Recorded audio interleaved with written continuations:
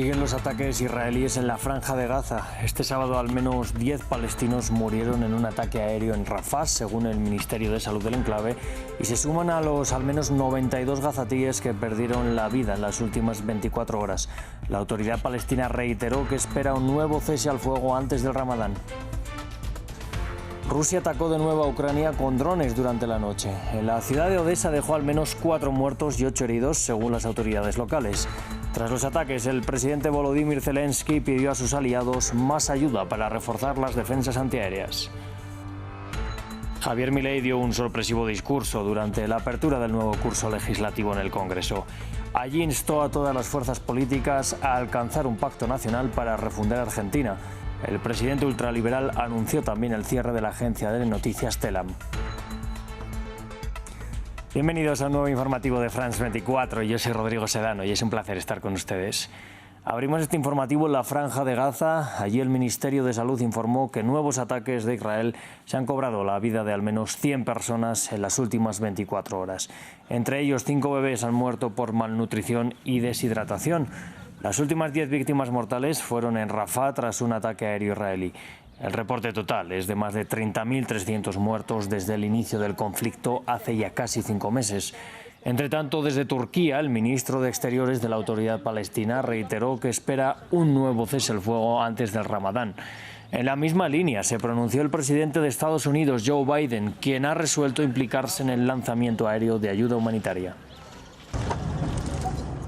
Este convoy de la ONU es el primero que visita el norte de Gaza desde hace más de una semana. El objetivo es llevar suministros al hospital de Al-Shifa, donde el jueves acudieron numerosos heridos tras el trágico reparto de ayuda que dejó al menos 115 muertos según las autoridades sanitarias de Hamás, que acusan a los israelíes de estar detrás. Este hospital está tratando a más de 200 personas que resultaron heridas el jueves. Vimos gente con heridas de bala, gente con amputaciones. Necesitamos un paso seguro a través de Gaza para llegar a las personas que necesitan ayuda humanitaria. Mientras las negociaciones para una tregua parecen estancarse, el presidente de Estados Unidos dice que espera un alto al fuego de aquí al 10 de marzo y al comienzo del Ramadán. Antes, durante un encuentro con la primera ministra italiana Giorgia Meloni este viernes, Joe Biden anunció el lanzamiento de ayuda desde el aire, algo inédito en Washington. En otro lapsus lingüístico, el presidente mencionó Ucrania, un error posteriormente corregido por la Casa Blanca. En los próximos días nos uniremos a nuestros amigos de Jordania y de otros lugares para realizar envíos adicionales de alimentos a Ucrania y trataremos de seguir abriendo otras rutas hacia Ucrania, incluida la posibilidad de un corredor marítimo para entregar grandes cantidades de ayuda humanitaria. La Casa Blanca afirma que está aumentando la presión sobre su aliado israelí para que permita la entrada de ayuda humanitaria en Gaza por tierra. El suceso del jueves subraya la necesidad de encontrar otras formas y medios de hacer llegar la ayuda humanitaria a Gaza. Pero no se trata de sustituir los camiones, no se trata de sustituir las rutas terrestres, se trata de complementar estas rutas terrestres. En los últimos días, Emiratos Árabes Unidos, Egipto y también Francia y Jordania han realizado varios lanzamientos de ayuda sobre Gaza. Como mencionábamos en el informe anterior, este viernes Joe Biden mencionó a Ucrania cuando se refería al envío de ayuda humanitaria a la Franja de Gaza. Su equipo de comunicaciones tuvo que salir al paso para matizar esta confusión, que se une a una serie de recientes desencuentros que han levantado cuestionamientos sobre la memoria del mandatario de 81 años. Todo esto con el supermartes ya a la vuelta de la esquina. Vamos a ver más información en el informe. Confundir Gaza con Ucrania. Nos vamos a unir a nuestros amigos en Jordania y otros para realizar lanzamientos de comida e implementos adicionales hacia Ucrania. Es la más reciente de una larga lista de meteduras de pata de Joe Biden, errores que han generado muchos interrogantes en torno a su agilidad mental y sobre todo su memoria. El mes pasado, el mandatario insistió en que no había ningún problema. Mi memoria está bien. Pero instantes después confundió a los presidentes de Egipto y México. Creo que, como ustedes saben, en un principio el presidente de México, Sisi, no quería abrir la puerta. Un desencuentro que a su vez llegó días después de haber pasado otra vergüenza. Biden habló acerca de verse con el presidente francés Mitterrand. un hombre que lleva muerto 28 años. Dije Estados Unidos está de regreso y Mitterrand de Alemania, quiero decir, de Francia. Me miró. Incidentes que no son nuevos. El año pasado el episodio tuvo que ver con Irak y Ucrania. Es difícil de decir, pero él estaba claramente perdiendo la guerra en Irak. Está perdiendo la guerra en casa. Y se refirió al premier británico Rishi Sunak como señor presidente. Bien, señor presidente. Señor presidente, lo acabo de bajar de cargo. Señor primer ministro, es genial tenerlo de regreso. Joe Biden casi con certeza será el candidato demócrata para las elecciones presidenciales de noviembre y si ganara tendría 82 años el día que se posesione para un eventual segundo mandato. Hablamos ahora de la guerra en Ucrania. Al menos 4 personas han muerto y 8 han resultado heridas a consecuencia de un ataque ruso con drones sobre la ciudad de Odesa, según reportan las autoridades locales. Durante toda la noche del viernes al sábado, Rusia ha atacado varios puntos de Ucrania con drones kamikaze que, según Kiev, son de fabricación iraní. Volodymyr Zelensky ha pedido a sus aliados mayor ayuda para reforzar las defensas antiaéreas. Me puse nerviosa y comencé a vestirme. Mi marido corrió rápidamente a ayudar a la gente. Entonces vi gente salir corriendo y entendí que había muertos. Se ve que no hay objetos militares cerca, ni posiciones militares, pero los rusos llevan a cabo ataques en una zona residencial densamente poblada de nuestra ciudad. Entre tanto, en Rusia ya van más de 100 personas detenidas en todo el país durante los funerales y actos en recuerdo del opositor al Kremlin, Alexei Navalny. Esto mientras numerosas personas siguen llegando al cementerio moscovita de Borisovskoye, en donde Navalny fue enterrado el viernes.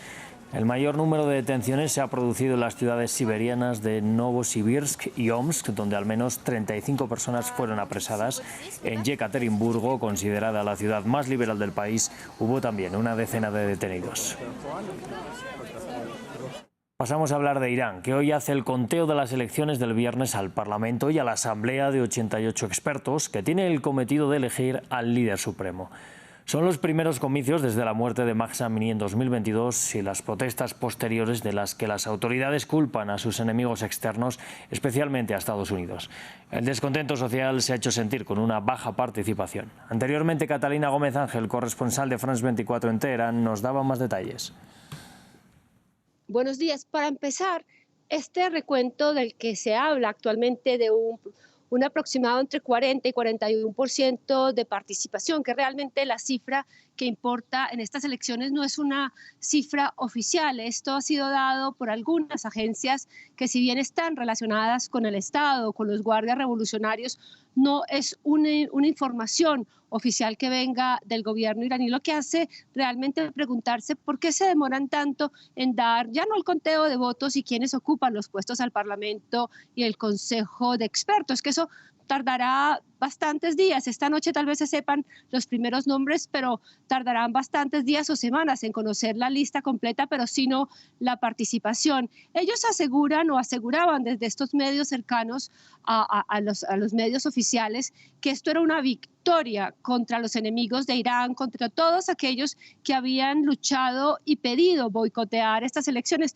Recordemos que esto incluye 300 activistas que viven en Irán o en el extranjero, la Premio Nobel de la Paz Narges Mohammadi, o incluso el grupo reformista, o la mayoría de ellos, ese sector político que lleva décadas pidiendo por reformas. Estuvieron en el poder, tampoco cumplieron los objetivos ni lo que le pedía la población iraní, pero siguen viéndose como ese espectro del campo político que puede tener mayores aperturas sociales y mayores relaciones con el mundo. Gran parte de ellos tampoco votaron ayer, incluido el expresidente Mohammad Khatami, que fue presidente durante 8 años, entre 1997 y 2005, una de las personas más reconocidas en este país, que incluso en los momentos más difíciles, especialmente después de las elecciones del 2009, cuando los iraníes salieron a la calle a reclamar dónde estaba su voto, en aquel momento pensaban que esas elecciones que reeligieron a Mahmoud Ahmadinejad eran ilegítimas, que no, que se las habían,